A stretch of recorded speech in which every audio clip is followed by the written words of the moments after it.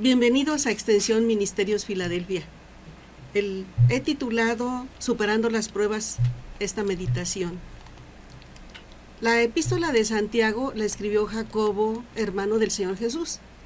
El nombre es una contracción de San y la forma hebrea Jacob o Jacob, quien era llamado el justo. Los hermanos del Señor Jesús, al principio, no solo no creían en él como el Mesías profetizado, también se escandalizaban de él. Por eso es que Jesús comenzó su ministerio en la región de Galilea.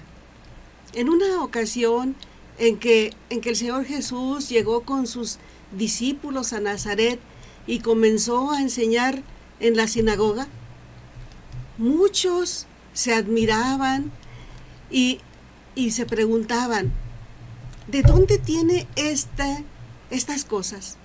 ¿Y qué sabiduría es esta que le es dada? ¿Y estos milagros que por sus manos son hechos? ¿No es este el carpintero hijo de María, hermano de Jacobo, de José, de Judas y de Simón? ¿No están acaso también aquí con nosotros sus hermanas? Y se escandalizaban de él. Mas Jesús les decía, no hay profeta sin honra, sino en su propia tierra, y entre sus parientes, y en su casa. Marcos 6, 1 al 4. Esta epístola inicia con un saludo. Santiago, siervo de Dios y del Señor Jesucristo, a las 12 tribus que están en la dispersión. El Señor Jesús escogió 12 discípulos, que representan las 12 tribus de Israel, como señal de que su iglesia era el nuevo Israel. En el capítulo 1, del 1 al 4, Santiago se identifica como siervo de Dios y del Señor Jesucristo y saluda a los que han sido santificados, o sea, apartados para Dios, y les exhorta, hermanos míos, tened por sumo gozo cuando os halléis en diversas pruebas, sabiendo que la prueba de vuestra fe produce paciencia. Mas tenga la paciencia su obra completa para que seáis perfectos y cabales sin que os falte cosa alguna. Tener sumo gozo ante las pruebas, sobre todo en este tiempo en que se dice que vivimos entre una generación de cristal, es difícil de comprender. Sin embargo, la carta está escrita para los judíos convertidos de ese tiempo, que tuvieron que sufrir persecución, azotes, cárcel, incluso la muerte, como Esteban, el primer mártir. En el libro de Hechos de los Apóstoles, capítulo 6, del 1 al 7, dice que Esteban fue uno de los escogidos como diáconos en la iglesia de Jerusalén. En ese tiempo se multiplicaban los discípulos y hasta algunos sacerdotes obedecían a la fe. Lucas también escribe que Esteban era un hombre lleno de fe y del Espíritu Santo y que realizaba por obra de Dios milagros entre el pueblo. En ese tiempo, algunos de la sinagoga llamada de los libretos, que como sirineos, alejandrinos y algunos de Sicilia y de Asia, se levantaron y discutían con Esteban, pero no podían resistir a la sabiduría y al espíritu con que él hablaba. Y en secreto convencieron a algunos hombres para levantarle falsas acusaciones ante el Sanedrín. Dijeron, le hemos oído hablar palabras blasfemas contra Moisés y contra Dios. Y alborotaron al pueblo, a los ancianos y a los escribas, y cayendo sobre él, lo arrestaron y lo trajeron al concilio. Presentaron testigos falsos que dijeron, este hombre continuamente habla en contra de este lugar santo y de la ley, porque le hemos oído decir que este Nazareno Jesús destruirá este lugar y cambiará las tradiciones que Moisés nos dejó. Esteban En su defensa dio un discurso largo ante el Sanedrín que se puede leer en Hechos 7 del 1 al 53. Pero él los llamó incircuncisos de corazón y de oídos, reacios siempre al Espíritu Santo, igual que sus padres. ¿A cuál de los profetas no persiguieron sus padres? Les dijo. Ellos mataron a los que antes habían anunciado la venida del justo, del cual ahora ustedes se hicieron traidores, asesinos. Ustedes que recibieron la ley por disposición de ángeles y sin embargo no la guardaron. Ellos, enfurecidos, crujían los dientes contra él, pero Esteban, lleno del Espíritu Santo, puesto los ojos en el cielo, vio la gloria de Dios y a Jesús a la diestra del Padre. Y ellos, echándolo fuera, lo apedrearon. Así es como murió Esteban. Anteriormente, en el capítulo 4, a Pedro y a Juan también los encontramos ya encarcelados.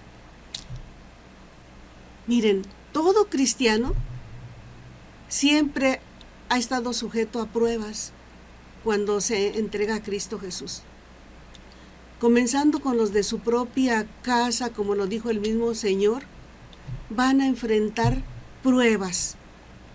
Una prueba es parecida a los exámenes escolares que enfrentan los estudiantes y que tienen que pasar para subir de grado. El mismo Señor Jesús fue probado en el desierto por el diablo.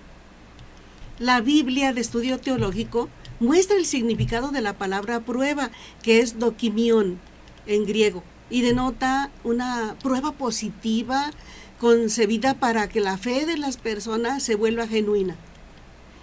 Todos tenemos que pasar pruebas, no solo para afirmar nuestra fe, también para entender y valorar nuestra salvación y la herencia que Dios ha dispuesto para los suyos. La primera carta del apóstol Pedro nos dice: bendito el Dios y Padre de nuestro Señor Jesucristo, que según su grande misericordia nos hizo renacer para una esperanza viva por la resurrección de Jesucristo de los muertos, para una herencia incorruptible, incontaminada e inaccesible, reservada en los cielos para vosotros que sois guardados por el poder de Dios mediante la fe, para alcanzar la salvación que está preparada para ser manifestada en el tiempo postrero, en lo cual vosotros os alegráis, aunque ahora por un poco de tiempo, si es necesario que tengáis que ser afligidos en diversas pruebas, para que sometida a prueba vuestra fe, mucho más preciosa que el oro, el cual, aunque perecedero, se prueba con fuego, sea hallada en alabanza, gloria y honra cuando sea manifestado Jesucristo. A través de la palabra de Dios entendemos que las pruebas son para fortalecer la fe, el carácter y la confianza de que Dios tiene todo en sus manos, aun cuando haya sufrimiento. Atrás de cada prueba siempre hay un propósito divino y el resultado de la prueba de nuestra fe produce paciencia. Y añade Santiago: mas tenga la paciencia su obra completa, para que seáis perfectos y cabales, sin que os falte cosa alguna. La obra completa se refiere a la sumisión a los propósitos divinos, sabiendo que Él es nuestro Dios. Y Él no nos prueba más allá de lo que no podamos soportar, como dice 1 de Colosenses 10:13. No os ha sobrevenido ninguna tentación que no sea humana, pero fiel es Dios, que no os dejará ser tentados más de lo que podéis soportar, sino que también dará juntamente con la tentación la salida, para que podáis soportar. Si tú estás enfrentando una dura prueba que te hace pensar que quizás no la puedas soportar y sientes que no tiene salida, recuerda que Dios tiene el control de todo. Así que podemos confiar en Él, pues no nos dejará sufrir más de lo que podamos soportar. Y cuando llegue la prueba, nos conducirá hacia la solución para poder salir de ella. Lo que Dios promete, lo cumple. No dejes que el enemigo espiritual te engañe. No le des lugar a la ansiedad ni al temor. No permitas que los problemas te roben la fe, ni te llenes de preocupación. Descansa en Dios. Dale gracias por todas las cosas buenas y las que no lo son, y espera en Él. Santiago dice, si alguno tiene falta de sabiduría, pídala a Dios, el cual da a todos abundantemente y sin reproche, y le será dada. Pero pida con fe, no dudando nada, porque el que duda es semejante a la onda del mar, que es arrastrada por el viento y echada de una parte a otra. No piense pues quien tal haga que recibirá cosa alguna del Señor. El hombre de doble ánimo es inconstante en todos sus caminos. Recuerda que somos guardados por el poder de Dios mediante la fe. En esta vida tenemos que aprender que la fe es muy valiosa. No la pierdas. Esta fe te va a sostener en toda circunstancia. Todos pasamos etapas difíciles por causa de nuestra fe en Cristo. Algunos de una manera, otros de otra, pero aprendemos a confiar en la palabra de Dios. Y también aprendemos que no estamos solos, que Dios está al tanto de todo y nos va a sacar adelante. Recuerda que somos guardados por el poder de Dios mediante la fe para alcanzar la salvación que está preparada para ser manifestada en el tiempo postrero. Si te falta sabiduría, pídela a Dios también. Él no tiene preferidos.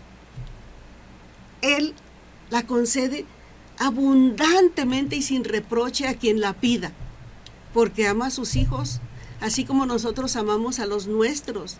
Pero Él nos ama con un amor perfecto. La sabiduría que menciona Santiago no se refiere a tener un grado académico, hablar varios idiomas o a ser famosos. Es una sabiduría que nos ayuda a comportarnos de manera que podremos siempre seguir adelante. Dice Santiago también, pero pide esa sabiduría con fe, sin dudar, porque sin fe es imposible agradar a Dios. Dios es un Dios de amor y ama a todos sus hijos por igual. En el himnario bautista hay un himno que dice, mi vida di por ti, mi sangre derramé. Por ti inmolado fui, y por gracia te salvé. Por ti la muerte yo sufrí. ¿Qué has dado tú por mí? Que esta pregunta se quede en tu corazón cuando enfrentes pruebas, y que Dios te bendiga.